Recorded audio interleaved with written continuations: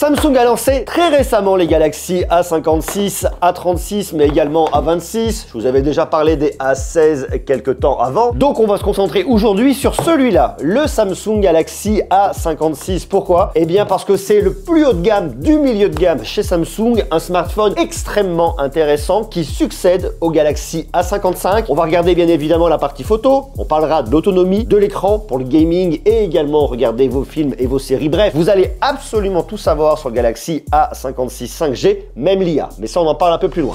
Allez, on y va. Commençons par parler du design. Le Galaxy A56 est un joli smartphone. Cette année, Samsung a fait un truc vraiment intéressant. Ils ont vraiment unifié les designs des Galaxy A26, A36 et A56. Le Galaxy A56 étant le smartphone le plus haut de gamme dans la gamme A, eh bien, on aura les meilleures finitions avec un dos en verre ici, vous voyez, alors qu'il prend assez peu les traces de doigts. Un petit peu, mais pas trop. C'est pas problématique. On a donc un dos en verre, on a des bords en métal brossés qui donnent un côté extrêmement élégant. Donc vous voyez, là, on a un effet de profondeur qui se fait avec cette partie-là et cette partie-là. Et puis il faut le dire, Samsung va encore un peu plus loin au niveau de l'aspect écologique. Je râlais beaucoup les années précédentes sur le fait de dire que Samsung laissait toujours un film plastique autour et qui nous disait on fait attention à l'écologie. Et vous aviez toujours tout un film plastique qui entourait le téléphone et c'est plus le cas. Donc ça, c'est une bonne nouvelle. Donc ça va vraiment dans le bon sens. On a donc tout ce bord en métal brossé que je trouve élégant, qui lui confère un côté un peu plus premium, tout en sachant que bien que vous ayez un dos en verre, vous avez un dos résistant avec un Corning Gorilla Glass Victus Plus à l'arrière, mais également à l'avant. Ça, c'est aussi une très bonne nouvelle. Donc comme ça, vous êtes sûr au moins que votre smartphone est protégé et ça me plaît. Qui existe dans plusieurs couleurs. On le retrouve en graphite comme vous l'avez ici, mais il existe également en rose, sympa, vert sauge, que j'aime tout particulièrement, et on l'a également en gris. Le graphite, je pense que c'est la couleur qui se vendra le plus. Le blanc est assez neutre. Personnellement, si je dois choisir, je vais sur le vert sauge, et le rose, bon, le rose, ok, j'ai pas trop d'avis. D'ailleurs, dites-moi vous tout de suite en commentaire quelle est la couleur qui vous plairait le plus. Si vous deviez choisir l'un de ces modèles, est-ce que vous seriez team rose, team vert sauge, team graphite ou team blanc? Marquez-moi ça en commentaire, vous mettez un hashtag et vous marquez team plus le nom de la couleur, comme ça on verra ça. Cette année, le Galaxy A56 est un peu plus léger par rapport au Galaxy A55. Il pèse 198 grammes contre 213 grammes avant. Samsung a également retravaillé les bordures afin de vous proposer des bords un peu plus fins. Alors vous voyez, vous avez des bordures légèrement plus fines ici et un peu plus grande sur le bas. Le menton est un peu plus grand. S'ils avaient voulu gagner ici, il aurait fallu prendre un écran qu'on vient plier pour venir gagner un petit peu. Peut-être que ça arrivera sur le A57, mais pour l'instant, vous voyez, sur le A55, on a quand même des petites bordures. Même si c'est pas énorme, elles existent. Et puis on retrouve sur le haut, vous voyez, ce que Samsung appelle un écran Infinity O, c'est-à-dire le fait de retrouver la caméra dans une espèce de petit rond que vous avez sur le dessus. Ça, c'est assez différent du Galaxy, notamment A26, qui lui, par contre, a un U et qui occupera un peu plus d'espace en haut de l'écran, que j'aime un peu moins. Je préfère vraiment ici l'écran Infinity O.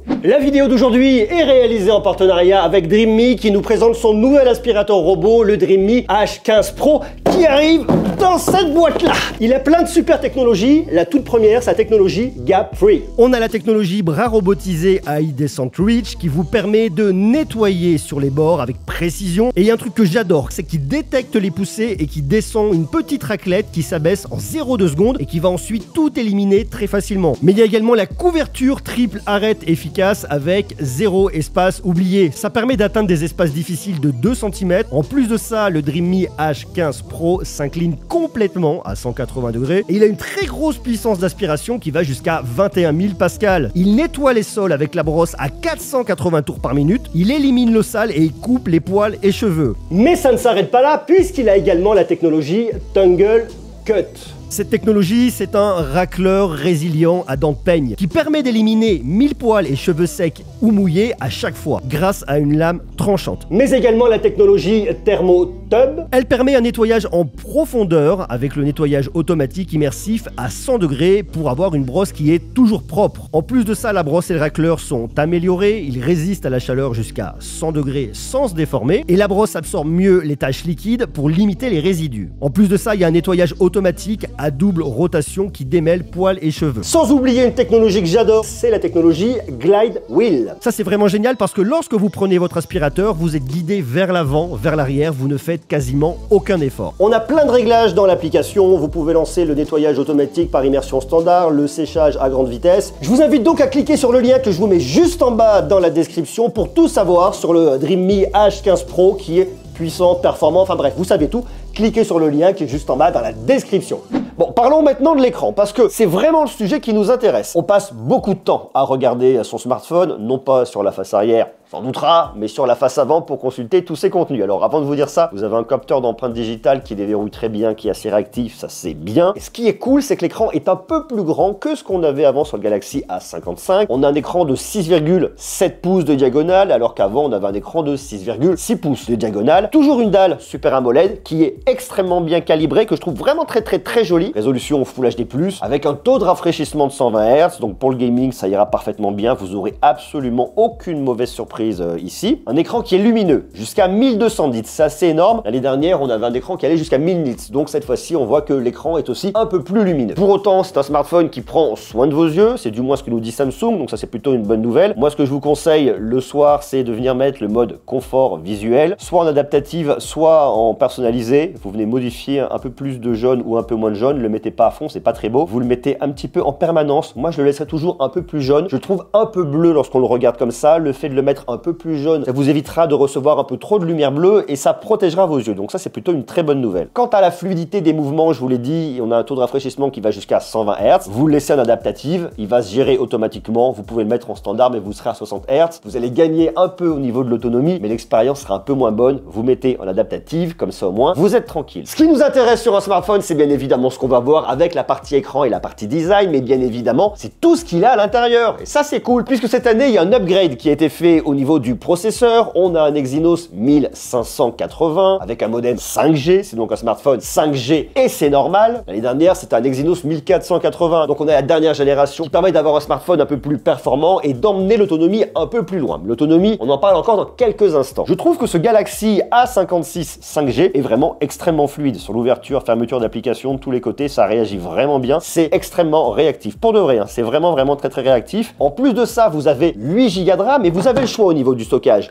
soit 128 Go de stockage, soit 256. Attention, ici, le stockage n'est pas extensible. Vous ne pouvez pas rajouter une carte micro SD. Il n'y a que sur les Galaxy A16 et A26 qu'on peut rajouter une carte micro SD. Si vous voulez un Galaxy A36 ou un Galaxy A56, eh bien non, on ne peut pas rajouter de carte micro SD. Donc autant anticiper tout de suite la capacité de stockage lorsque vous allez l'acheter. Est-ce qu'il vous faut 128 Go de stockage et est-ce que c'est suffisant par rapport à tout ce que vous avez dans votre smartphone actuel et par rapport aux usages que vous allez en faire dans les années qui viennent? Ou alors est-ce qu'il faut carrément aller sur 256 Go de stockage? Et je vous le dis à la fin de la vidéo, vous allez voir que tout de suite, au moment où je fais cette vidéo, jusqu'au mois d'avril, il y a des offres de lancement qui sont super intéressantes, donc regardez bien évidemment jusqu'à la fin de la vidéo, comme ça vous saurez tout. Puisque je vous dis que le processeur joue sur l'autonomie, et bien ici vous avez une autonomie qui est pas mal. Samsung nous annonce 29 heures de lecture de vidéo. L'année dernière, c'était 28 heures de lecture de vidéo. Alors dans les faits, ça change pas grand chose. Je suis persuadé que vous, sur l'autonomie, vous n'allez pas réellement vous en rendre compte. Néanmoins, avec sa grosse batterie de 5000 mAh et le nouveau processeur, l'Exynos 1580, vous avez un smartphone qui sera endurant. Ça va dépendre une fois de plus de vous, de vos usages, de ce que vous allez en faire. Mais si toutefois votre smartphone commençait à manquer un peu de batterie, la bonne nouvelle, c'est que vous avez de la recharge rapide, 45 watts. Donc vous le branchez, vous le rechargez rapidement et vous êtes tranquille. Donc ça, c'est bien. Je vous parlais il y a quelques instants du design qui est unifié entre le Galaxy A36 et le Galaxy A56. Eh bien, Samsung est vraiment venu travailler son design avec ce bloc photo que je trouve assez sympa. Je trouve joli, bien réussi, bien intégré. J'aime beaucoup le côté incurvé, vous voyez, qu'on a sur l'intérieur là vers les optiques. Ça lui confère un look que je trouve assez moderne, assez élégant. Et ça permet de détacher cette partie-là et de la rendre un peu plus sympa. Et ça permet d'apporter un peu plus de relief sur la partie des optiques et ça, j'aime bien. Donc ça, c'est cool. Regardons maintenant la configuration photo. Alors, il n'y a rien de bien neuf cette année. On a un capteur grand angle de 50 mégapixels avec des photosites qui font 1 micron.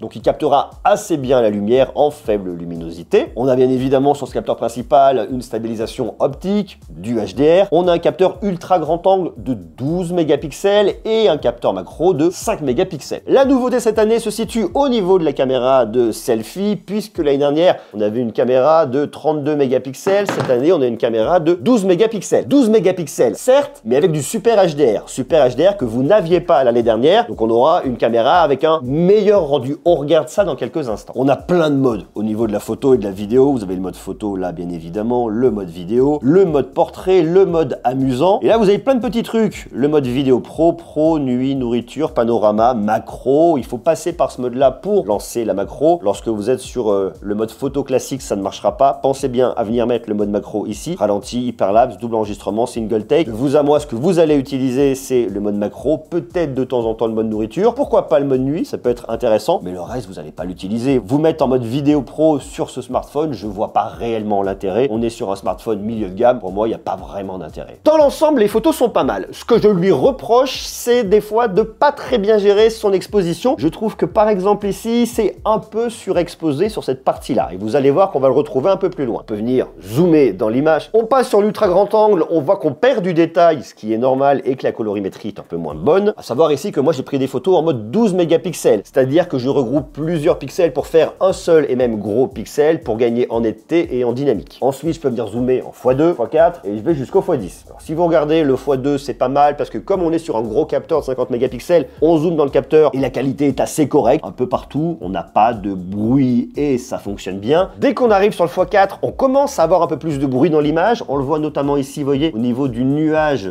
là, au niveau du détail également, là c'est pas extraordinaire et la qualité commence à se dégrader. Et lorsqu'on arrive en x10, la qualité est totalement dégradée. Ça ne sert globalement à pas grand chose. On reprend ici x1, ultra grand angle et on vient se rapprocher tout doucement. Alors la macro c'est un vrai sujet parce que moi j'aime pas trop ces capteurs de 5 mégapixels ou des fois de 2 mégapixels comme on peut avoir sur le Galaxy A26 parce que je trouve que la qualité est pas géniale. On peut faire des choses un peu marrantes en macro, mais voilà, moi je suis pas bluffé. Alors si vous voulez faire de la macro, vous pouvez faire de la macro. La qualité est pas extraordinaire, c'est pas toujours simple de trouver la bonne distance. Vous voyez ici je suis un peu flou au centre et ici ça va à peu près. Bon voilà, c'est pas toujours simple. Les photos sont pas d'une très jolie qualité. Vous allez vous y reprendre à plusieurs fois avant de trouver la bonne distance et d'avoir une photo qui est assez nette. Même des fois quand on croit qu'elle est nette, quand on regarde sur son écran, en réalité elle n'est pas réellement. Même là vous voyez, où est réellement le point, je sais pas. Je suis pas sûr qu'ici mon point soit bien là. Donc pour moi la macro c'est pas réellement intéressant sur ce smartphone. Mais si vous voulez faire de la macro,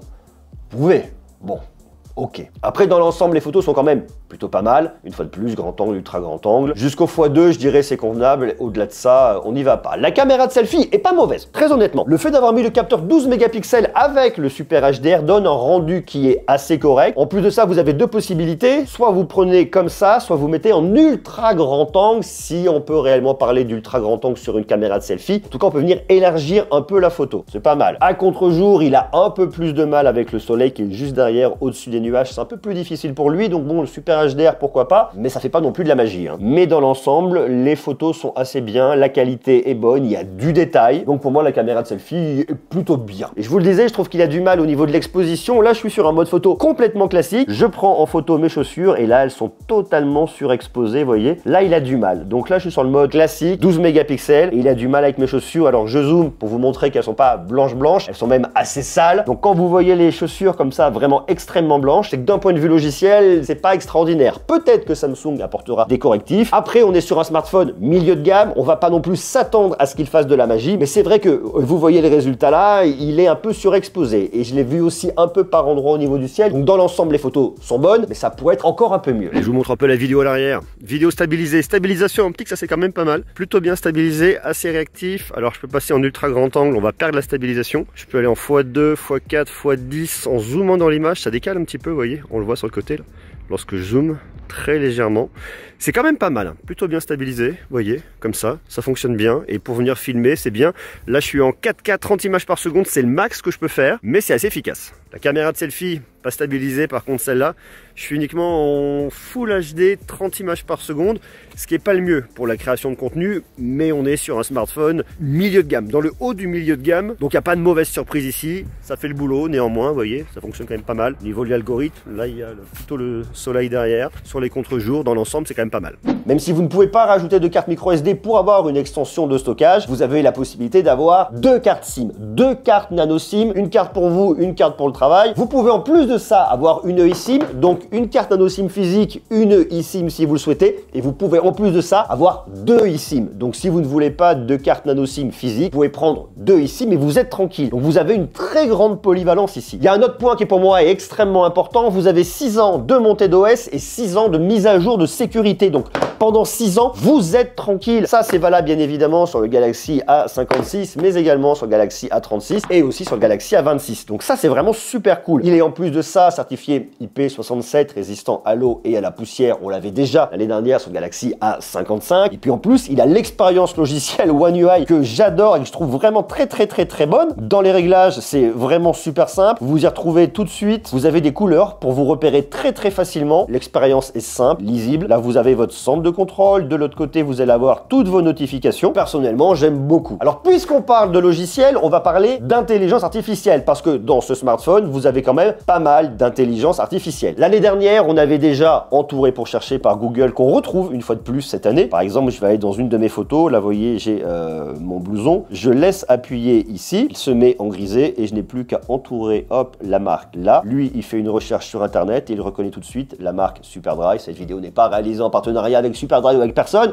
C'est pour la démonstration. Donc ça fonctionne très bien et il le reconnaît. On a également l'effaceur d'objets qu'on avait aussi l'année dernière. Par exemple, regardez, je vous montre cette photo sur lesquelles il y a quand même beaucoup de voitures. Je clique ici sur l'icône Galaxy AI. Il va me proposer deux choses, remasteriser la photo et avoir l'effaceur d'objets. Donc je clique sur effaceur d'objets. Donc là, il est en train d'analyser ce qu'il peut effacer. Il recherche, pas de suggestion. Donc moi, je veux supprimer les voitures. Donc j'entoure la voiture que j'ai ici. Il la reconnaît. Je n'ai plus qu'à cliquer sur effacer. Il calcule et il a supprimé la voiture. Donc si je vais faire pareil avec la deuxième voiture qui est là, hop, j'entoure la voiture en entourant un peu large. Lui, il reconnaît la voiture. Il a même pris un peu le poteau sur le côté. Je clique sur effacer et là, il calcule. Il me supprime ça. Et même si je veux supprimer le grand bâtiment là, eh bien, regardez, je peux entourer le bâtiment. Il resserre sur le bâtiment et je clique sur effacer et là, le bâtiment disparaît. Voilà. Donc ça fonctionne quand même vraiment bien. C'est extrêmement efficace. Donc ça, on l'avait déjà aussi l'année dernière. On avait également la suggestion de retouche. C'est bien. Il y a plein de nouveautés qui sont arrivées au niveau de l'intelligence artificielle sur Galaxy AI. Il y a déjà la meilleure pose. La meilleure pose, je vous l'ai montré sur le Galaxy S25. J'aime pas trop. En fait, lorsque vous êtes avec plusieurs personnes dans le cadre et qu'il y en a un qui ferme les yeux ou qui a une tête un peu bizarre, eh bien, vous pouvez sélectionner la tête que vous voulez de sorte à ce que tout le monde ait les yeux ouverts et une tête correcte sur la photo. Sauf que, à la différence de la technologie de Google qui vous permettra de sélectionner un visage par rapport à plusieurs photos, Samsung a fait un choix différent. Ils font une petite vidéo et vous choisissez sur la vidéo. Et je trouve que des fois, le résultat est un peu moins naturel. Mais des fois, ça marche bien.